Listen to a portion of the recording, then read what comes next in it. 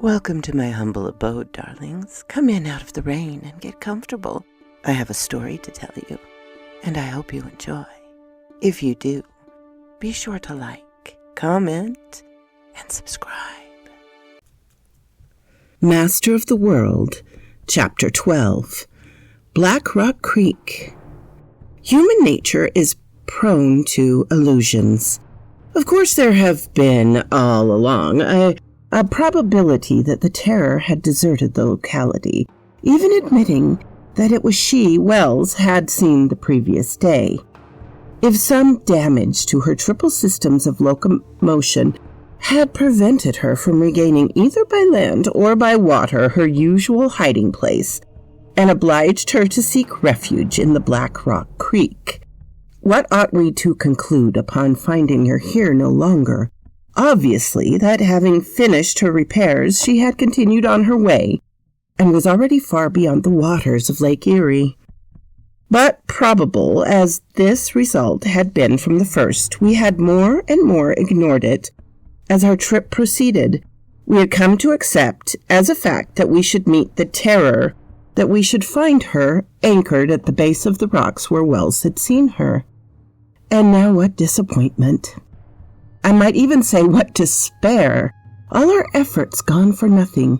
Even if the terror was still upon the lake, to find her, reach her, and capture her was beyond our power, and it might as well be fully recognized beyond all human power.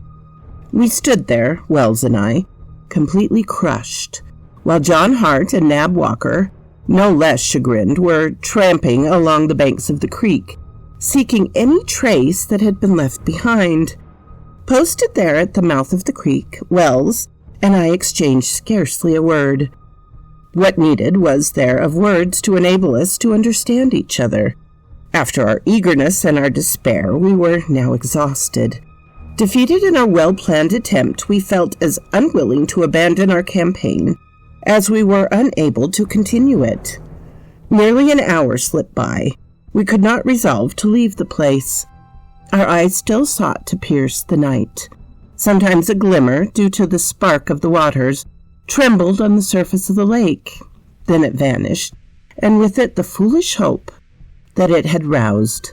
Sometimes again we thought we saw a shadow outlined against the dark, the silhouette of an approaching boat. Yet again some eddies would swirl up at our feet, as if the creek had been stirred within its depths. These vain imaginings were dissipated one after the other. They were but the illusions raised by our strained fancies. At length our companions rejoined us. My first question was, "Nothing new?" "Nothing," said John Hart. "You have explored both banks of the creek?" "Yes," responded Nab Walker. "As far as the shallow water above, and we have not seen even a vestige of the things which Mr. Wells saw laid on the shore." "Let us wait a while," I said, unable to resolve upon a return to the woods. At that moment our attention was caught by a sudden agitation of waters, which swelled upward at the foot of the rocks. "It's like the swell from a vessel," said Wells. "Yes," said I, instinctively lowering my voice. "What has caused it? The wind has completely died out. Does it come from something on the surface of the lake?" "Or from something underneath," said Wells, bending forward better to determine. "The commotion certainly seemed as if caused by some boat, whether from beneath the waters or approaching the creek from outside upon the lake." Silent, motionless, we strained our eyes and ears to pierce the profound obscurity. The faint noise of the waves of the lake lapping on the shores beyond the creek came to us distinctly through the night. John Hart and Nab Walker drew a little aside upon the higher ridge of rocks. As for me, I leaned close to the water to watch the agitation. It did not lessen. On the contrary, it became momentarily more evident, and I began to distinguish a sort of regular throbbing, like that produced by a screw in motion. "There is no doubt," declared Wales, leaning in close to me. "There is a boat coming towards us." "There certainly is," responded I, "unless they have whales or sharks in Lake Erie." "No, it's a boat," repeated Wells. "Is she headed towards the mouth of the creek, or is she going further up it?" "This is just where you saw the boat twice before?" "Yes, just here." "Then, if it is the same one, and it can be no other, she will probably return to the same spot." "There," whispered Wells, extending his hand towards the entrance of the creek. Our companions rejoined us, and all four, crouching low upon the bank, peered in the direction he pointed. We vaguely distinguished a black mass moving through the darkness. It advanced very slowly and was still outside the creek upon the lake, perhaps a cable length to the northeast. We could scarcely hear even now the faint throbbing of its engines. Perhaps they had stopped and the boat was only gliding forward under their previous impulse. It seemed then that this was indeed the submarine which Wells had watched, and it was returning to pass this night, like the last, within the shelter of the creek. Why had it left the anchorage, if only to return? Had it suffered some new disaster which again impaired its power? Or had it been, before compelled to leave, with its repairs still unfinished, which caused constraint it to return here? Was there some imperious reason why it could no longer be turned into an automobile and go darting away across the roads of Ohio? To all these questions, which came crowding upon me, I could give no answer. Furthermore, both Wells and I kept reasoning under the assumption that this was really the terror commanded by the Master of the World, who had dated from it in his letter of defiance to the government. Yet this premise was still unproven, no matter how confident we might feel of it. Whatever boat this was that stole so softly through the night, it continued to approach us. Assuredly, its captain must know perfectly the channels and shores of Black Rock Creek, since he ventured here in such darkness. Not a light showed upon the deck. Not a single ray from within the cabin glimmered through any crevice. A moment later, we heard some machinery moving very softly. The swell of the eddies grew stronger, and in a few moments, the boat touched the quay. The word quay, only used in that region, exactly described the spot. The rocks at our feet formed a level 5 or 6 feet above the water, and descending to its perpendicularly, exactly like a landing wharf. "We must not stop here," whispered Wells, seizing me by the arm. "No," I answered. "They might see us. We must lie crouched upon the beach, or we might even hide in some crevice of the rocks." "We will follow you." There was not a moment to lose. The dark mass was now close at hand, and on its deck, but slightly raised above the surface of the water, we could trace the silhouettes of 2 men. Were there then really only 2 on board? We stole softly back to where the ravines rose towards the woods above. Several niches in the rock were at hand. Wells and I crouched down in one, my 2 assistants in the other. If the men on the Terror landed, they could not see us, but we could see them, and would be able to act as opportunity offered.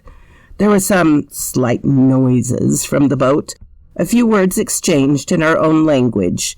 It was evident that the vessel was preparing to anchor. Then, almost instantly, a rope was thrown out, exactly on the point of the quay where we had stood. Leaning forward, Wells could discern that the rope was seized by one of the mariners who had leapt ashore. Then we heard a grappling iron scrape along the ground. Some moments later, steps crunched upon the sand. 2 men came up the ravine and went onward towards the edge of the woods, guiding their steps by a ship lantern. Where were they going?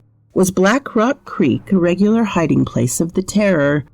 Had her commander a depot here for stores or provisions?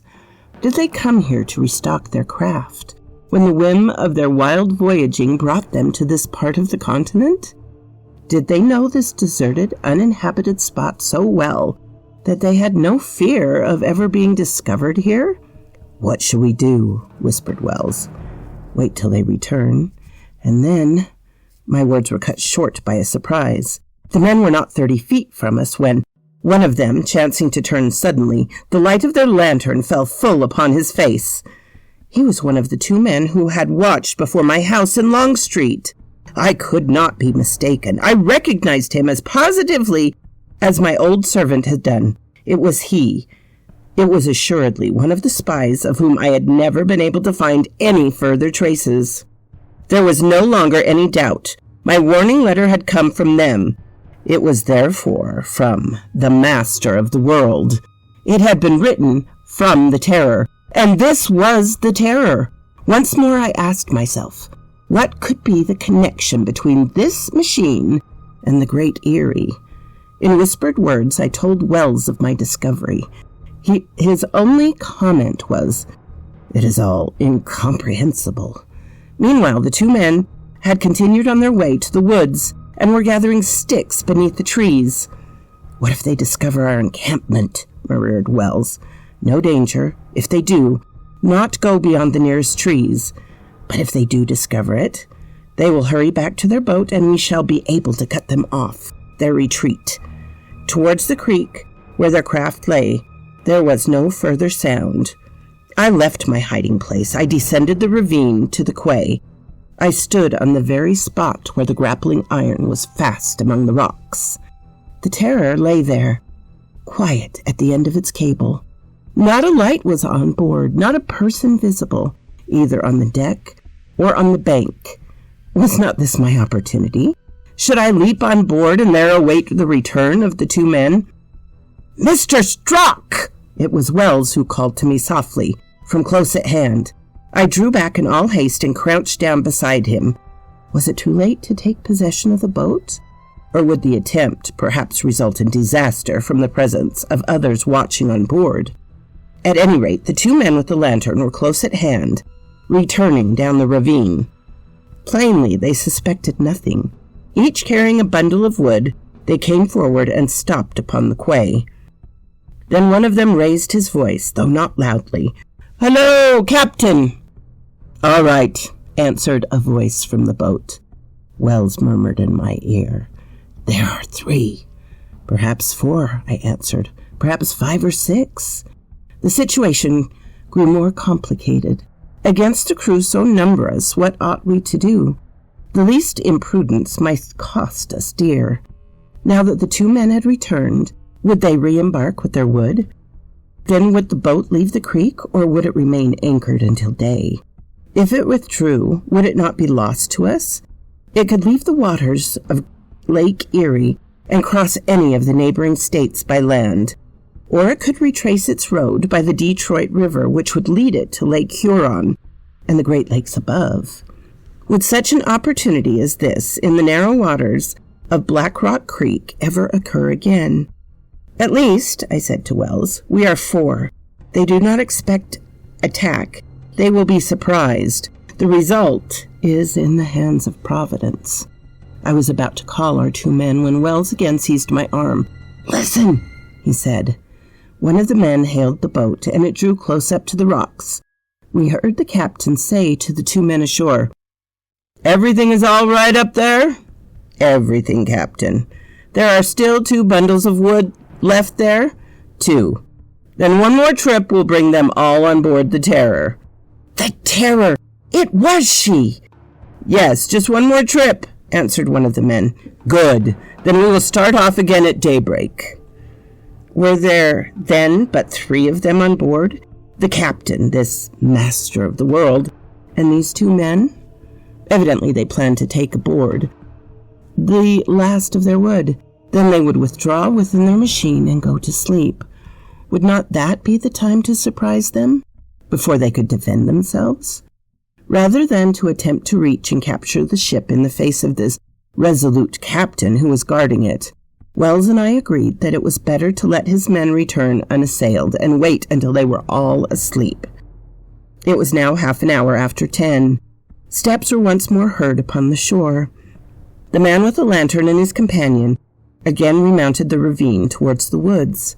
When they were safely beyond hearing, Wells went to warn our men, while I stole forward again to the very edge of the water. The Terror lay at the end of a short cable. As well as I could judge, she was long and slim, shaped like a spindle without chimney, without masts, without rigging. Such a shape as has been described when she was seen on the coast of New England. I returned to my place, with my men in the shelter of the ravine, and we looked to our revolvers, which might well prove of service. 5 minutes had passed since the men reached the woods, and we expected their return any moment. After that, we must wait at least an hour before we made our attack, so that both the captain and his comrades might be deep in sleep. It was important that they should have not a moment either to send their craft darting out upon the waters of Lake Erie. It was important that they should not a moment either to send their craft darting out upon the waters of Lake Erie, or to plunge it beneath the waves where we would have been entrapped with it. In all my career, I have never felt such impatience. It seemed to me that the 2 men must have been detained in the woods. Something had barred their return. Suddenly a loud noise was heard, the tumult of runaway horses galloping furiously along the shore. They were our own, which, frightened and perhaps neglected by the driver, had broken away from the clearing and now came rushing along the bank. At the same moment, the 2 men reappeared, and this time they were running with all speed. Doubtless they had discovered our encampment, and had at once suspected that there were police hiding in the woods. They realized that they were watched, they were followed, they would be seized, so they dashed recklessly down the ravine, and after loosening the cable, they would doubtlessly endeavor to leap aboard the Terror, which would disappear with the speed of a meteor, and all our attempt would be wholly defeated. "Forward!" I cried, and we scrambled down the sides of the ravine to cut off the retreat of the 2 men. They saw us, and on the instant, throwing down their bundles, fired at us with revolvers, hitting John Hart in the leg. We fired in our turn, but less successfully. The men neither fell nor faltered in their course. Reaching the edge of the creek without stopping to unloose the cable, they plunged overboard, and in a moment were clinging to the deck of the Terror. Their captain, springing forward, revolver in hand, fired. The ball grazed Wells. Nab Walker and I seized the cable, pulled the black mass of the boat toward shore. Could they cut the rope in time to escape us? Suddenly the grappling iron was torn violently from the rocks. One of its hooks caught in my belt, while Walker was knocked down by the flying cable. I was entangled by the iron and the rope and dragged forward. The Terror, driven by all of the power of her engines, made a single bound and darted out across Black Rock Creek. So quoth this raven. Happy November, my darlings. I hope all is going well for you. Have a lovely day. What? You're still here after the whole story? I really appreciate that, darlings. Please hit the like button and subscribe if you haven't. And I always love to hear from you. Have a glorious day, my darlings.